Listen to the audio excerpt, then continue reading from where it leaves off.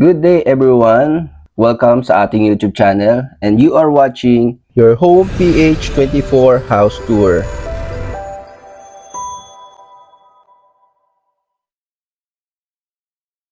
Nandito tayo ngayon sa Mataas na Kahoy, Batangas at samahan niyo akong i-house tour tong napakagandang bahay.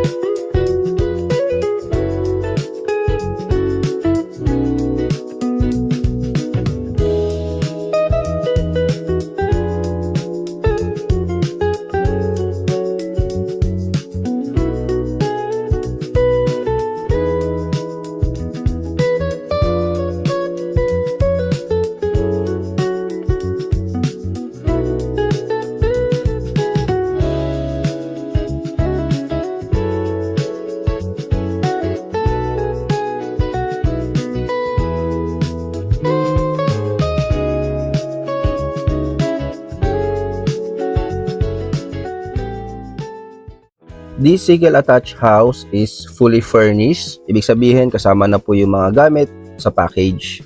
So yun, it has 177 square meter lot area and 243 square meter floor area. So meron siyang 3 bedrooms, 1 gaming room or pwede siyang maging guest room, and meron din siyang 1 dressing room, no? Then meron din po siyang 4 toilet and bath. Yan. This house and lot is pre-owned na mismo, kaya may mga kasama na po siya talaga siyang gamit. Maganda sa kanya, malapit lang siya sa entrance gate, and if commute kayo, accessible naman siya going to Lipa City via jeepney. So pagkalabas nyo, makakasakay na agad kayo ng jeep going to Lipa. Then dito sa harap nyo, makikita nyo naka full fence na siya ng kabilang private property. And maganda din dito, peaceful and friendly din naman yung community. Since for sale na po siya, hindi na po siya tinitirhan ng owners. Palaga na lang po siya talaga sa linis. So yung mga for retouch dito, like yan si owner na yung magpapagawa, yan, papapintura, no? Kung ano nakikita niyo po sa loob at sa labas, yan po mismo yung turnover niya. Then for retouch lang sa mga pintura kagaya po nitong sa gate. Yan. So meron siyang parking lot and naka full tiles na yung ating paligid ng bahay. Yan. So ito yung parking lot natin. Kung mahaba naman, kasya naman dito yung malaking sasakyan, no? Yan. Then meron tayong malaking door, main door. Yan. So maganda dito mga aspiring homeowners, since ito ay pinagawa mismo ng may-ari, standard yung materyales na ginamit, no? So hindi siya sinab-standard. Kumbaga pinasadya mismo lahat yung mga materyales natin. Yan, as you can see, meron tayong mga naka-split type na aircon, no? So this is a single attached home, no? So may space pa kayo dito sa gilid.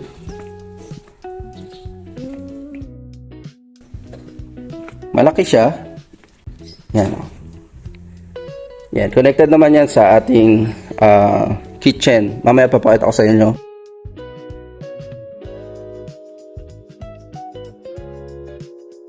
Ito, maganda mga aspiring homeowners. Na-build yung bahay ay 2021. So, mga 4 years pa lang yung bahay. Malog naman ang harapan natin. Naka-full tiles. No? At bawat bintana and sliding door natin ay may grills na. So, safe na safe po kayo dito. Yan. Pagpasok natin, ito yung kanyang sala. Living area, no? So, may malaking TV. Kasama na po yan. Kasama na po itong mga sofa natin. And ating blinds and curtains, no? Yan. Kasama na rin yung kanyang split type aircon. Yan. So, malaki yung floor area niya. Maluwang, no? Okay na okay to sa big family, no? Then ating kitchen and dining area. Our dining area, yan, kasya naman ang 6-seater na table, no? Yan. So, kasama na po yan. Kung ano nakikita nyo. May ref na. Oven, cabinets. Mga cabinets natin. Naka-modular cabinet.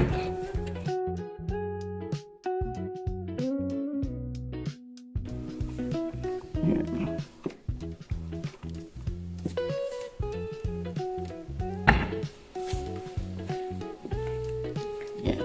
Gas range, range hood. Kasama na po yan. Yan. Ito naman, itong gilid na to, ito yung ating dirty kitchen. No? Dirty kitchen, ito ay pinto doon sa parking lot, parking area.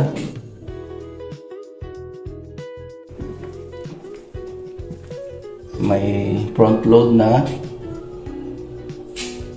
Then, meron siyang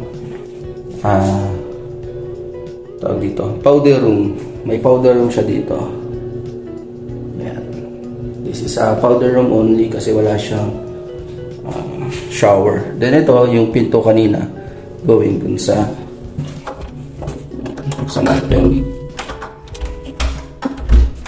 Yan. Ating fire exit, no? Ito di dalawa fire exit niya eh.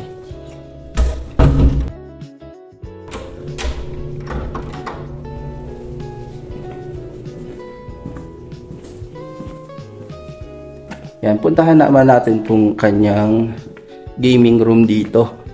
Yan, maganda dito, meron siyang sariling toilet. Yan, it's a gaming room pero kung gusto nyo, pwede nyo siyang gawing guest room. Yan. May ano na rin. Tawag dito, split type, aircon. It's up to you if you want na gawing ano siya, guest room. So ito yung kanyang toilet and bath. No. So okay naman po lahat, wala naman pong mga sira. Yan. May water heater na din. Yan. So maganda dito sa mataas na kahoy, if you are not familiar, mataas yung location natin compare sa Lipa, no? So malapit lang din naman to sa Lipa. Same time, mas malamig yung klima dito. Kaya mapapansin mo pagpasok mo doon sa from Arco ng mataas na kahoy, mararamdaman mo agad yung mas malamig ang hangin, no? So yan. So ito yung kanyang hagdan. Maluwag naman yung hagdan natin. Then naka solid wood naman, fiberglass. Yan, meron siyang railings na bakal, tapos kahoy, no? Yan. So, ito yung living area natin. Maluwag.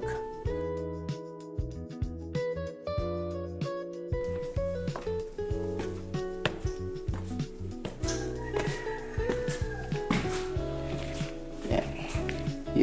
Pag-akyat mo, ito yung bubungad sa'yo. Yan. May magandang ilaw na shelves. Tapos, space here. Then, meron pa dito ginawa silang table, no? Pwede rin siyang study area, no? Yan. Tapos, mapapansin nyo yan, may mga grills na bintana niya. So, ito naman, sliding door going to our balcony. Naka-grills na din po yan. So, puntahan naman natin yung kanyang master's bedroom. So, yan. For master's bedroom, may space pa tayo dito. Maluwag pa. Yan. Maluwag pa yung bahay. So this is our master's bedroom. Yan. Ito po yung ating master's bedroom. Malawak din, no? Yan. Meron siyang tables and chair.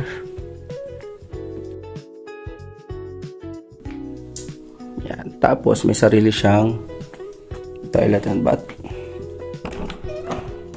Yan. Maluwag din yung kanyang toilet and bath.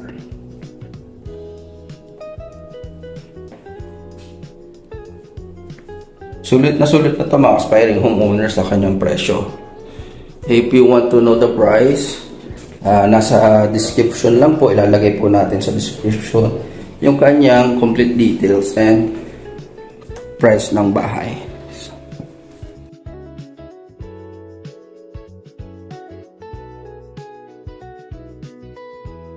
So ito naman yung kanyang second bedroom, no? So maluwag din. Kasya yung kanyang queen size bed. Yan. Then, meron siyang cabinet. Yan. Cabinet. Study table.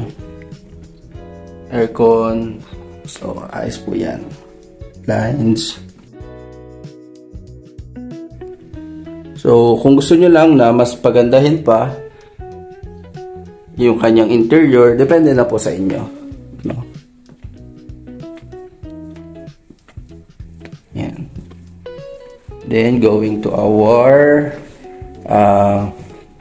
tawag dito, dressing room. Yan. This is a dressing room. Yan. So ito yung kanyang dressing room. Cabinet, aircon, upuan. Yan. Tapos, meron din siyang ilaw dito, no? Yan.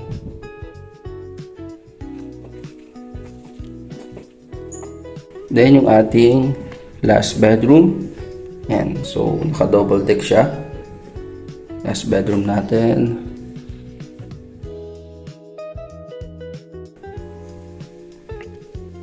Deck. Kasama na rin po yan at itong cabinet, no? Nakaglass yung kanyang cabinet. Tapos ito, wala lang siyang aircon, pero pwede yung pakabitan kasi may saksakan naman.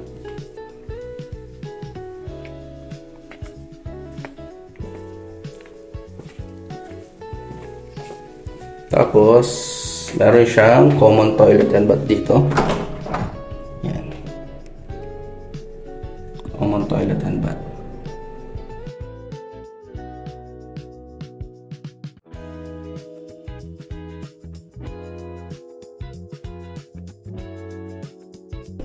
So may water heater na siya.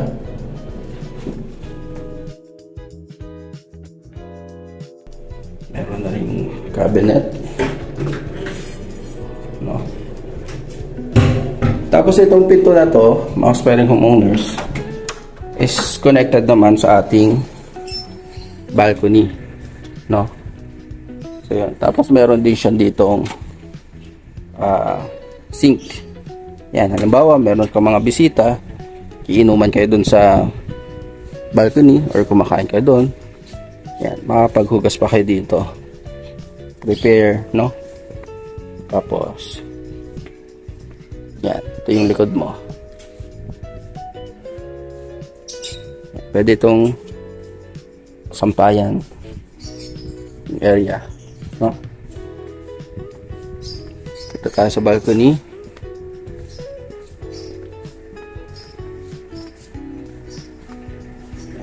Balcony niya maloob yan. Sliding door. Yan. So yun mga ka-aspiring homeowners, maraming salamat at sinamahan nyo akong i-house tour tong napakagandang bahay. If you are interested to acquire this property, please comment below or direct message me sa aking contact details. Yan. So ilalagay ko po sa description below yung kanyang presyo, no? And yung kanyang details ng bahay, no? So yun.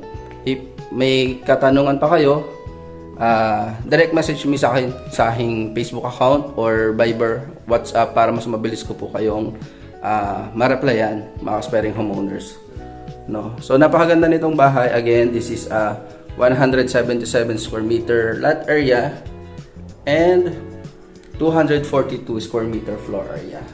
Then meron din siyang 3 bedrooms, 1 gaming room, or pwede siyang gawing guest room, and meron siyang 1 dressing room, no? So yan lang mga aspiring homeowners. To God be the glory.